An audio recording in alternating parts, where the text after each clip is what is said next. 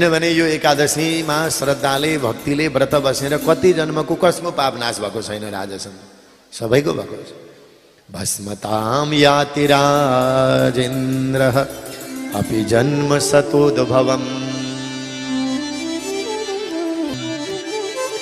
तर एकादशी बस्दा केही कुराहरू ध्यान दिनुपर्ने हुन्छ तपाईहरुले। के भन्दा एकादशी बस्दाखेरि सकेसम्म निष्ठापूर्वक पुग्छ भने चामल छुन भएन, खानाको कुरो छोडिदिनु, छुन पनि भएन। यस्तो कठोर चाहिँ नबन्देको भए हुन्थ्यो गुरु भन्नु होला।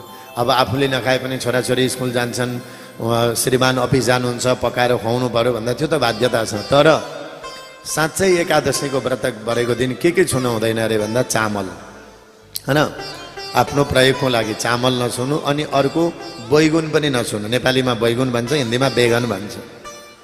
थाहा थियो हजुरलाई? मुला स्पर्श गर्नु हुँदैन।